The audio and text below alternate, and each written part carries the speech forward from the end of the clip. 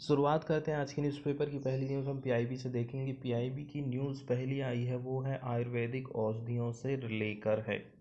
भारत में गांधीनगर में एक WHO ग्लोबल सेंटर बनने वाला, उसी को लेकर के ये न्यूज़ आई है। भारत में विश्व के पहले WHO global centre for traditional medicine की स्थापना को लेकर के साल 2020 में ही WHO की ओर से घोषणा कर दी गई थी। सेंट्रल गवर्नमेंट ने इस बार आयुष मंत्रालय को 3050 करोड़ रुपए का बजट आवंटित भी किया है। खास बात यह है कि ये पारंपरिक चिकित्सा, खासतौर पर आयुर्वेद के लिए विश्व का पहला और एकमात्र WHO ग्लोबल सेंटर बनने वाला है। यहाँ पर बताया जाता है कोरोना महामारी आने के बाद विश्व में भारत की जो प्राचीन चिकित्सा पद्धति है आयुर्वेद, उसकी डिमांड बढ़ गई थी। न केवल भारत में इसका यूज़ किया जाता बल्कि विश्व के कई सारे देश भी आयुर्वेद का यूज़ करते हैं और कोरोना की महामारी से लड़ने के लिए इसका इस्तेमाल भी किया गया था। आयुर्वेदिक मेडिसिन के बारे में यहाँ पर बताया जाता है घर और बाहर जो मौजूद जड़ी बूटियाँ हैं, पेड़ पौधे और वनस्पतियों का इसमें इस्तेमाल किया जाता है। हालांकि अब आयुर्वेद को लेकर भारत में एक बड़ा काम होने जा रहा है। इससे न केवल विश्व स्तर पर आयुर्वेद की स्वीकार्यता बढ़ेगी बल्कि इस चिकित्सा पद्धति को WHO के अंतर्गत नए रिसर्च, शोध और प्रसार का भी मौका मिलने वाला है। इस सेंटर के स्थापित होने से इसका सीधा सीधा असर हमारे देश में जो पारंपरिक औषधि सेक्टर है, जिसको हम आयुर्वेदिक दवाइयाँ कहते हैं, तो ऐसी कंपनियों को बढ़ावा मिलने वाला है, क्योंकि इस एरिया में रिसर्च भी होगा, शोध भी होगा। इससे न केवल आयुर्वेद एक बेहतर चिकित्सा विकल्प के रूप में उभरने वाला है, बल्कि वैश्विक चिकित्सा सेक्टर में भारत अपनी एक विशेष पहचान बनाने वाला है। अभी भारत तक सीमित है ये चिकित्सा पद्धति, अब पूरे विश्व में फैलने वाली है। इसके साथ ही स्वास्थ्य क्षेत्र में आयुर्वेद का लाभ बाकी देशों को भी मिलने वाला है। और डिटेल में यदि हम न्यूज़ को देखें तो बताया जा रहा है WHO और गवर्नमेंट ऑफ इंडिया ने साइन किया है एक एग्रीमेंट को फ्राइडे के दिन, जिससे इस्टेब्लिश किया जाएगा WHO global centre for traditional medicine. कहाँ पर? जामनगर, गुजरात में। बताया जा रहा था centre supported by USD 250 million. इसको सपोर्ट मिलने वाला 250 मिलियन यूएस डॉलर का investment from Indian government. Bharat की सरकार $250 मिलियन सपोर्ट करेगी, जिसका उद्देश्य है, ठीक है, एक सॉलिड एविडेंस बेस को निर्माण करना फॉर पॉलिसीज, ठीक है, ताकि पॉलिसीज बनाई जा सके, and standard on traditional medical practices and product. तो जो मेडिकल प्रैक्टिस है और उसके जो प्रोडक्ट हैं उसके लिए एक स्टैंडर्ड तैयार करना है। The new centre will focus on 4 main strategic areas. 4 main इसके स्ट्रेटजिक एरिया हैं जहाँ पर ये फोकस करता है। एविडेंस एंड लर्निंग, तो यहाँ पर एविडेंस और लर्निंग की बात करी जा रही, मतलब यहाँ पर आपको कुछ सीखने को भी मिलने वाला है। साक्ष्य और लर्निंग जिसको कहते हैं। दूसरा, डाटा एंड एनालिटिक्स, डाटा रहेगा, उसका एनालिसिस किया जाएगा। Sustainability and equity and innovation and technology, ये सारी चीज़ें इसमें शामिल होने वाली हैं। It will also help countries integrate it into their health systems and regulate its quality and safety।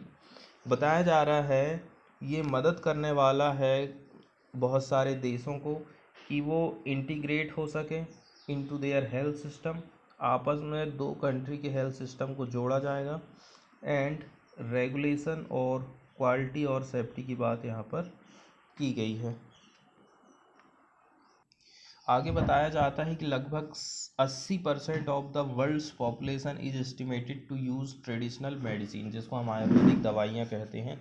मतलब विश्व की 80% जनसंख्या।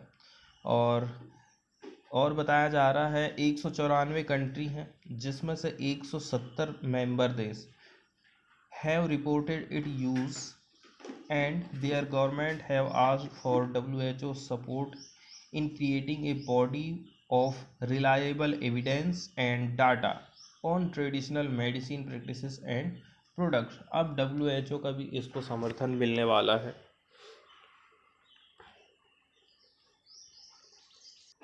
बताया जाता है कि लगभग 40% of approved pharmaceutical products in use today derive from natural substance. Pharmaceutical जो प्रोडक्ट्स हम यूज़ करते हैं उसका केवल 40% हिस्सा ऐसा है जो कि नेचुरल सब्सटेंस से प्राप्त हो रहा है। For example, the discovery of aspirin Drew on traditional medicine formulation using the bark of willow tree. The contraceptive pill was developed from the root of wild yam plant, and child cancer treatments have been based on the rosy periwinkle। इसमें बताया जा रहा है कि आज जो हम दवाइयाँ यूज़ कर रहे हैं वो कौन कौन से प्राकृतिक संसाधनों से हमको प्राप्त हो रही हैं। जैसे कि यहाँ पर जो एस्पिरिन दवाई हम यूज़ करते हैं ये भी जो है ट्रेडिशनल मेडिसिन मानी जाती है, क्योंकि विलो का जो पौधा रहता है उसकी छाल से इसको बनाया जाता है। कॉन्ट्रासेप्टिव जिसको गर्भ निरोधक गोलियां बोलते हैं, इनको डेवलप किया गया है from roots of wild yam plants. ठीक है, वाइल्ड यम जो प्लांट है उसकी जड़ों से इसको बनाया गया है। चाइल्ड कैंसर ट्रीटमेंट की बात करें, have been based on the rosy periwinkle. ये चाइल्ड जो कैंसर होता है उसका भी जो ट्रीटमेंट का आधार है वो है रोजी पेरीविंकल। इसके अलावा बताया जाता है Nobel prize winning research on artemisinin for malaria control started with a review of ancient Chinese medicine text. एक मेडिसिन का यहाँ पर नाम लिया गया है artemisinin. Artemisinin and its semi synthetic derivative ये हो गया। और इसके जो अन्य प्रोडक्ट हैं are a group of drugs का एक समूह है जिसका यूज़ किया जाता है मलेरिया के ट्रीटमेंट में। It was discovered in 1972 by 2 who share the 2015 Nobel prize in physiology या फिर मेडिसिन फॉर हर डिस्कवरी। इसके लिए इनको नोबेल पुरस्कार भी मिला था। इसके बाद वाली न्यूज़ हम देखने वाले हैं सुप्रीम कोर्ट से रिलेटेड। इसमें बताया जाता है सुप्रीम कोर्ट ने आशीष मिश्रा की बेल को मना कर दिया। ठीक है, जमानत देने से उसको मना कर दिया है। ये केस है उस समय का जब किसान आंदोलन चल रहे थे। उस टाइम में आरोपी के ऊपर ये आरोप लगाया जाता है कि उसने 4 किसानों के ऊपर गाड़ी चलाई और उनकी हत्या कर दी। कई सारे किसानों की उसमें डेथ हुई थी, कई सारे लोग उसमें घायल हुए थे। तो उसको कैसे करके बेल दिया जा सकता है, ऐसा यहाँ पर क्वेश्चन किया जाता है। The question is why did UP not challenge the bail. आपने उसको चैलेंज क्यों नहीं किया? You yourself admitted the offense is very serious. You say you vehemently opposed the bail application of the accused in High Court. So we expected you to have acted on the suggestion of SIT and the monitoring judge to appeal against the bail. You did not. इसके बाद वाली news हम देखने वाले हैं WPI से related, जिसको हम होलसेल प्राइस इंडेक्स भी बोलते हैं। सबसे पहले आप इन्फ्लेशन को समझने की कोशिश करिए। इन्फ्लेशन होता क्या है? किसी एक वस्तु के दाम में यदि बढ़ोतरी हो रही है, ठीक है, तो उसको हम इन्फ्लेशन नहीं कहते। जब बहुत सारी वस्तुओं और सेवाओं के दाम में एक साथ वृद्धि हो जाती है तो इसको हम कहते हैं इन्फ्लेशन। इन्फ्लेशन 2 प्रकार का हो सकता है। एक हो सकता है जिसमें वस्तुओं और सेवाओं के दामों में गिरावट आ रही है एक साथ में, और दूसरा हो सकता है कि उनके दामों में वृद्धि हो। तो इन्फ्लेशन को भी हम 2 टाइप से व्यक्त कर सकते हैं। अब इन्फ्लेशन को मापने के लिए दो इंडेक्सों का प्रयोग किया जाता है, एक होता है सीपीआई और दूसरा होता है डब्ल्यूपीआई। ठीक है, तो जो मॉनेटरी पॉलिसी जब आरबीआई निश्चित करता है उस समय वो सीपीआई को देखता है, कंज्यूमर प्राइस इंडेक्स को देखता है, क्योंकि यहाँ से हमें ज़मीनी स्तर का पता चलता है कि आखिर वास्तव में वस्तुओं की कीमत में कितनी वृद्धि हुई है। इसलिए वो सीपीआई को ध्यान में रखते हुए अपनी पॉलिसी बनाता है आरबीआई। आज की हमारी जो न्यूज़ है वो डब्ल्यूपीआई से रिलेटेड है, होलसेल प्राइस इंडेक्स। तो ये जो रहता है थोक थोक मूल्य में जब वस्तुओं और सेवाओं के दामों में बढ़ोतरी होती है, उस चीज़ को ये बताता है डब्ल्यूपीआई इंडेक्स। होलसेल प्राइस को बताता है कि होलसेल प्राइस में कितनी बढ़ोतरी हुई है। What is WPI? The Wholesale Price Index is an index that measures and tracks the changes in the price of goods in the stages before the retail level। मतलब कि ग्राहक तक पहुंचने से पहले थोक वाली जो दुकान है वहां पर किस प्रकार से वस्तुओं के मूल्य में चेंजेस आ रहा है उसको नापने का काम करता है डब्ल्यूपीआई। बताया जाता है WPI is used as a measure of inflation in some economies. कई सारे देशों में डब्ल्यूपीआई का यूज़ किया जाता है इन्फ्लेशन को मापने के लिए। डब्ल्यूपीआई इंक्लूड्स 3 कंपोनेंट, इसमें 3 कंपोनेंट शामिल हैं। Manufactured products, primary articles, fuel and power. इसमें आपने किसको कितना वेटेज दिया है यहाँ पर बताया जाता है। मैन्युफैक्चर्ड प्रोडक्ट को 64%, प्राइमरी आर्टिकल्स को 22%, फ्यूल और पावर को इतने परसेंट का वेटेज दिया जाता है।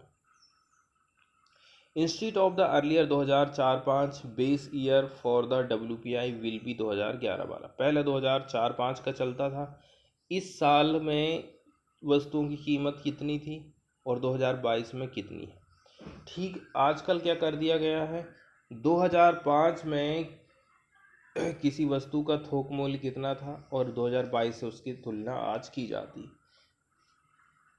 The number of items covered in the new series of WPI has increased from 676 से लेकर के 697।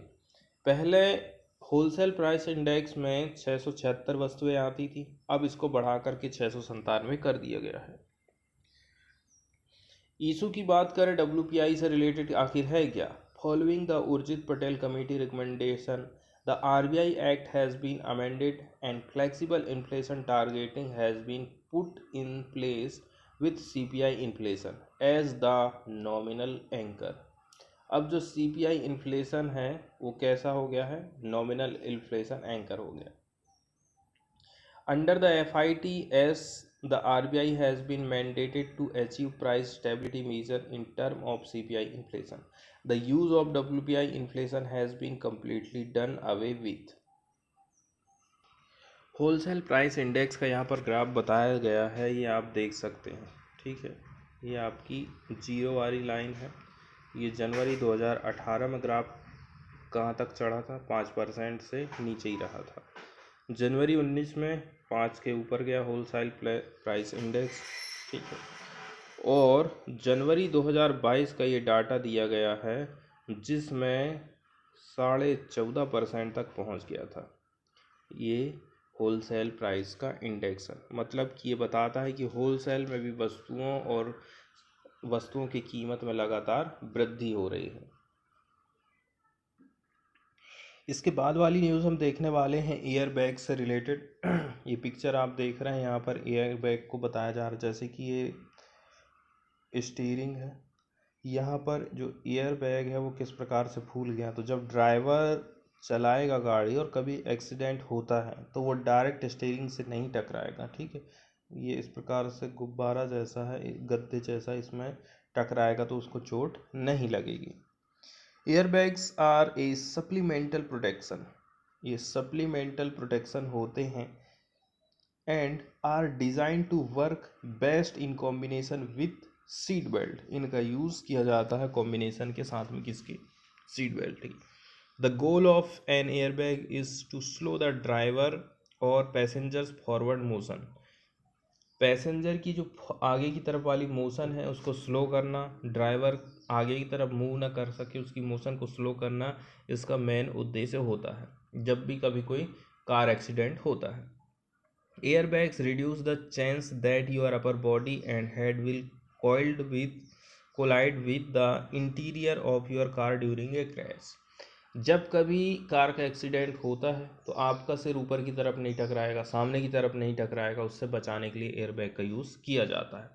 तो हमारी गवर्नमेंट चाहती है कि एक्सीडेंट कम से कम हो, एक्सीडेंट होता भी है तो उसमें मानव की हानि नहीं होना चाहिए, इसीलिए एयरबैग को अब सरकार चाहती है अनिवार्य होना चाहिए। अब यहाँ पर एक्सप्लेनर वाले पेज में समझाने की कोशिश करी जाती है कि सरकार ने जो एडिशनल एयरबैग की बात करी है, व्हीकल में अनिवार्य कर दिया है, तो उसका क्या प्रभाव पड़ने वाला है। Will installing extra airbag increase the price of vehicle, क्या इससे व्हीकल की कीमत में बढ़ोतरी होगी। What are the international precedents for such a move, और इंटरनेशनल रूप से कौन कौन से नियम कानून चलते हैं, ये सारी बातें हम यहाँ पर सीखने की कोशिश करेंगे। इसमें बताया जा रहा है the government has proposed the installation of 6 airbags in all passenger vehicle M1 category के जो रहते हैं to enhance safety for vehicle occupant। इसमें बताया जा रहा है कि एक गाड़ी में 6 एयरबैग होने चाहिए ताकि जो पैसेंजर हैं उनकी सेफ्टी हो सके। The Ministry of Road Transport and Highways explained that these airbags would be deployed to the seat or on the side at the stipulated position inside the vehicle। कहाँ पर इनकी पोजीशन होगी यहाँ पर बताया जा रहा है would be deployed on the seat पर या फिर on the sides at the stipulated position inside the vehicle, car के अंदर इनकी पोजीशन रहेगी। सीट में यदि हम स्थापित कर सकते हैं, ठीक है, या फिर इनसाइड उसकी साइड में कर सकते हैं, सीट के साइड में कर सकते हैं। लेकिन यहाँ पर एक समस्या ये हो गई है कि यदि इस प्रकार से एयरबैग को इंस्टॉलेशन किया जाता है तो लगभग गाड़ी की कीमत 17,600 रुपया बढ़ने वाली है। तो इससे कार इंडस्ट्री को तो फ़ायदा होगा, इतना तो बात कन्फर्म है, लेकिन इसके साथ साथ में जो यात्री हैं उनके लिए भी ये फ़ायदा होगा। बस यही है कि उनको गाड़ी की कीमत अब बढ़ने वाली है। The Government of India has proposed the installation of 6 airbags in all passenger vehicles to enhance safety for vehicle occupants. The proposal was made public on 14 January this year, seeking comments and objections from all stakeholders within a period of 30 days. 14 तारीख को ये notice जारी किया था और सरकार चाहती है कि लोगों के सुझाव, लोगों की कमेंट यहाँ पर हमको प्राप्त हो। तो बताया जा रहा व्हाट डज द प्रपोजल से, प्रपोजल क्या कहता है। The general statutory rules GSR notification कहता है all vehicle in the M1 category manufactured after October 1 this year must come fitted with 2 side torso airbag in the front row at the outboard seating position। आगे इसमें बताया जाता है कि जो उनका सेफ्टी मानक है वो किस टाइप का रहेगा। तो उनको जो सेफ्टी मानक दिया गया है उसमें कॉम्प्लायंस किया जाएगा AIS 099 स्टैंडर्ड का, that deals with protection of occupants in A vehicle in the event of A lateral collision. Airbag के लिए AIS 099 स्टैंडर्ड होना ज़रूरी है। इससे क्या होगा, जो पैसेंजर हैं व्हीकल के अंदर में उनका कहीं एक्सीडेंट होता है तो उनको एक प्रकार से भरोसा रहेगा कि जो क्वालिटी वाला एयरबैग इस्तेमाल में लाया गया है। नितिन गडकरी का कहना है कि this has been notified to enhance safety for the vehicle occupants in the event of lateral collision the side या फिर torso airbag act as a cushion between the vehicle body and passenger and absorb energy of impact. इन्होंने ऐसा कहा है कि जो airbag है, जब कभी एक्सीडेंट होता है तो वो गद्दे की तरह काम करता है कार और पैसेंजर के बीच में, और जो एनर्जी का जो इम्पैक्ट रहता है उसको पूरा ये एब्जॉर्ब कर लेता है। पुराना जो क्या लेजिस्लेशन बनाया गया था एयरबैग को लेकर के, the ministry had previously mandated deployment of airbags for passenger on the front seat. कोई पैसेंजर है, फ्रंट सीट पे बैठा है, तो उसके लिए एक एयरबैग होना चाहिए। दूसरा, ड्राइवर के लिए एयरबैग होना चाहिए। अब व्हीकल कब से कब तक का बना हुआ रहेगा? For vehicles manufactured after 1 April last year. 1 अप्रैल 2021 के बाद से यदि कोई कार बनी है तो उसके लिए 2 एयरबैग चाहिए, एक ड्राइवर के लिए और एक ड्राइवर की बगल वाली सीट, जहाँ पर फ्रंट सीट जिसको बोलते हैं। However, owing to the corona, the timeline for its implementation was extended to December 31, 2021। Corona आ गया तो जो टाइमलाइन थी, डेडलाइन थी, उसको 31 दिसंबर 2021 तक बढ़ा दिया गया था।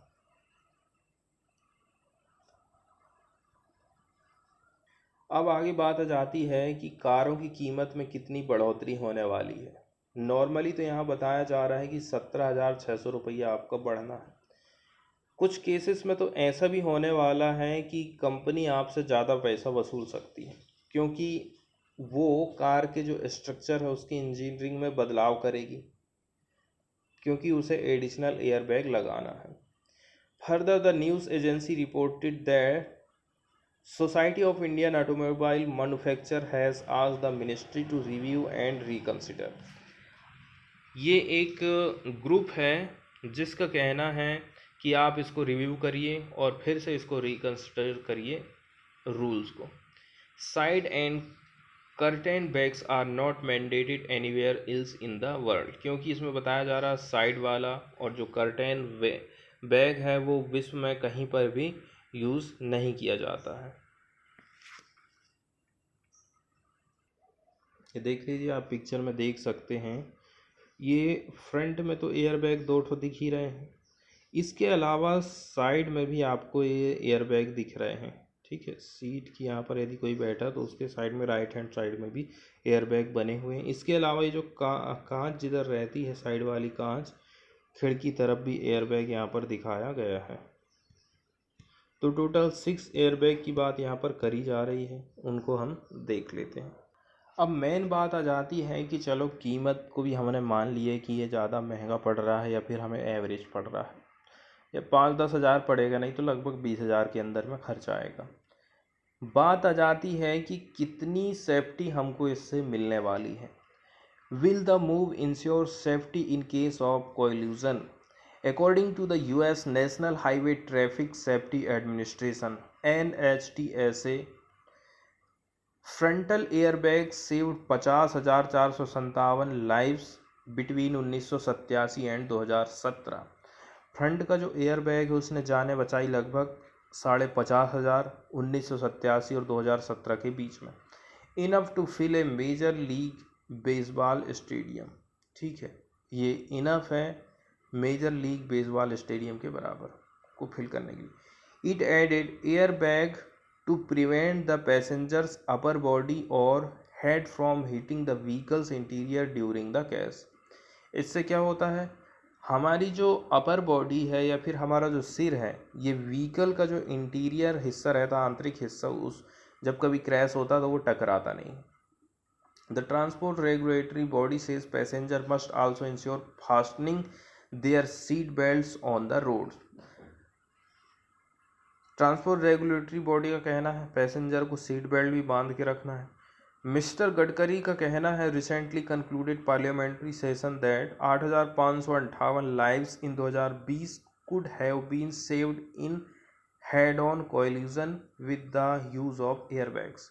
2020 में लगभग 8,500 जानें बचाई गई हैं एयरबैग की सहायता से।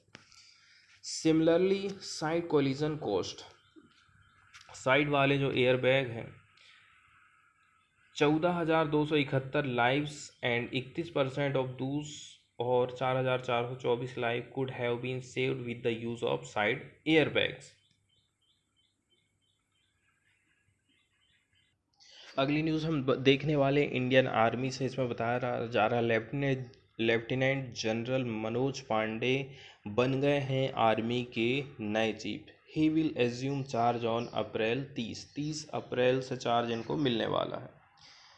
The vice chief of army staff lieutenant general Manoj Pande has been appointed 29th chief of the army staff.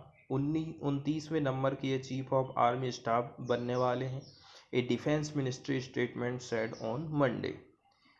He is the first officer from the corps of engineers and also the first from combat support arms. The combat arms being infantry, artillery and armored to head the 1.3 billion Indian army. बताया जा रहा है कि वो पहले number के officer हैं, कहाँ के, कॉर्प्स ऑफ इंजीनियर के। इसके अलावा पहले हैं ये कॉम्बैट सपोर्ट्स आर्म के। He will take over on April 30 when the incumbent General Manoj Narawane is set to retire. 30 अप्रैल को मनोज नरवणे रिटायर होने वाले हैं। इसके अलावा बताया जा रहा है appointment is still awaited for the post of chief of defence staff. अभी जो CDS का नया पद है वो भी खाली है। Which has fallen vacant following the untimely demise of the country's first CDS General Bipin Rawat in a chopper crash in December. General Narawane is at present the senior most and front runner for the post. और ऐसा बताया जा रहा है कि ये जो पद है अब इनको ही मिलने वाला है। The service chiefs can continue in office till 62 years. Service के जो चीफ हैं वो अपनी पोस्ट पर 62 ईयर तक बने रह सकते हैं ऑफ एज और फॉर 3 years या फिर 3 साल तक, whichever is earlier, while the age limit for the CDS is 65 with no fix tenure defined. और इसमें कितने साल तक रहेगी ये पोस्ट ये डिफाइन नहीं किया गया है, लेकिन यहाँ पर एज लिमिट बताई गई है 65 CDS की पोस्ट के लिए। Lieutenant general Pande was commission in December 1982 into the corps of engineer Bombay sappers. 1982 में ये शामिल हुए थे।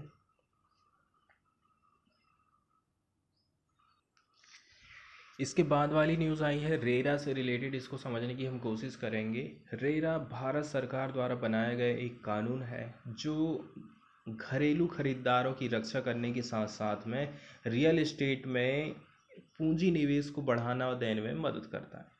इस तरह से रेरा एक सेट ऑफ रूल्स होता है जो real estate regulatory authority setup करता है, जो रियल एस्टेट बिजनेस को बढ़ावा देती है। इस बिजनेस में पारदर्शिता, ट्रांसपेरेंसी बताती है।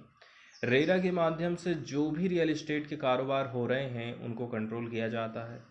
इस रेरा एक्ट के मुताबिक नए खरीदारों नए प्रोजेक्ट पर तो लागू होता ही, साथ ही इस प्रोजेक्ट पर भी लागू होता है जो अभी पूरे नहीं हुए हैं। अभी तक रेरा एक्ट सभी राज्यों और केंद्र शासित प्रदेशों में लागू हो चुका है।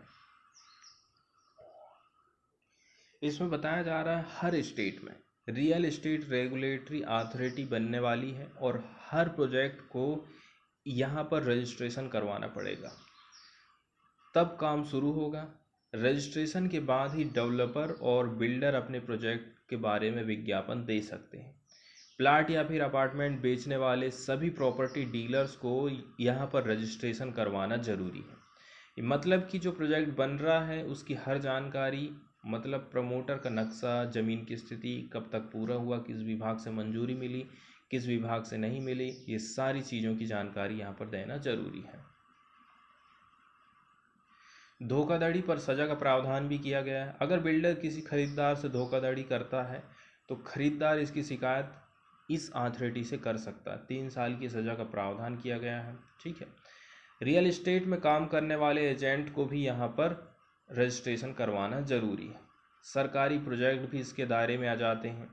प्राइवेट बिल्डर या फिर डेवलपर्स ही नहीं बल्कि हाउसिंग और कमर्शियल प्रोजेक्ट बनाने वाले टीडीए जीडीए जैसे संगठन भी इसमें आ जाते हैं। कोई भी प्रोजेक्ट के इंफ्रास्ट्रक्चर की जिम्मेदारी 5 साल तक बिल्डर को लेना पड़ेगा। ठीक है, प्रोजेक्ट में यदि देरी हो रही है तो उस पर भी यहाँ पर प्रावधान किया गया है। प्रोजेक्ट के लिए जमा किए गए 70% पैसे को प्रोजेक्ट के बैंक अकाउंट में जमा कराना होगा। ये पैसा केवल उसी काम में आपको लगाना है, दूसरी जगह नहीं लगाना है। रेरा के इतिहास की हम बात करें तो बिल्डरों की मनमानी और ग्राहकों की मुश्किल को देखते हुए काफ़ी लंबे समय से संसद में रियल एस्टेट रेगुलेटरी बिल जो है पेंडिंग पड़ा था। बार बार बिल संसद की स्टैंडिंग कमेटी के पास वापस भेज दिया जाता था। तो मार्च 2016 में संसद ने रियल एस्टेट रेगुलेटरी बिल को पास किया था। 9 साल के इंतजार के बाद रेरा लागू हो गया है। 1 मई 2017 को इस बिल को नोटिफाई कर दिया गया है। तो रेरा एक्ट को आखिर लाने की ज़रूरत क्यों पड़ी है? रियल एस्टेट सेक्टर भारत के अंदर काफ़ी अनरेगुलेटेड सेक्टर रहा है। इसमें बहुत ज़्यादा खरीदारों के साथ धोखाधड़ी होते रहती है। बिल्डरों पर बहुत सारे कोर्ट में केस चल रहे हैं। खरीदारों को बहुत नुकसान उठाना पड़ता है। जैसे कि ईएमआई चल रही है, ईएमआई तो उनको भरना ही पड़ेगा। इसके साथ में किराया भी देना पड़ रहा है। पैसा देने के बाद भी 6 से 7 साल तक उनको घर नहीं मिला है। और साथ ही में कोर्ट के अंदर केस को सॉल्व करने में भी पैसा लग रहा है, टाइम भी लग रहा है। इन सभी चीज़ों को देखते हुए रेरा एक्ट लागू किया गया है, जिसके हिसाब से सभी राज्यों में एक अथॉरिटी बनने की बात करी जाती है। इसके बाद वाली न्यूज़ हम देखने वाले हैं स्पोर्ट्स वाले हिस्से से। स्पोर्ट्स वाले हिस्से में पहली खबर आईपीएल की बताई गई है। ठीक है, कल जो राजस्थान रॉयल्स है उसका परफॉर्मेंस बहुत बेहतरीन रहा है और केकेआर को यहाँ पर लॉस का सामना करना पड़ा है। ठीक है, यहाँ पर बताया जा रहा है कि चहल ने हैट्रिक लिया है। यजुवेंद्र चहल ने हैट्रिक लिया है केकेआर के खिलाफ में 2022 में। आईपीएल की पूरी हिस्ट्री यहाँ पर बताई गई है कि जब पहली बार 2008 में बालाजी ने एल बालाजी जो कि सीएसके चेन्नई सुपर किंग के प्लेयर थे, इन्होंने किंग्स 11 पंजाब के खिलाफ में 2008 में हैट्रिक लिया था। लगातार 3 विकेट इन्होंने लिए थे। यजुवेंद्र चहल ने 2022 में लिया। इसके पहले हर्षल पटेल आरसीबी के प्लेयर हैं, मुंबई इंडियंस के खिलाफ 2021 में हैट्रिक लिया था। 2020 में कुछ भी नहीं दिखाया गया।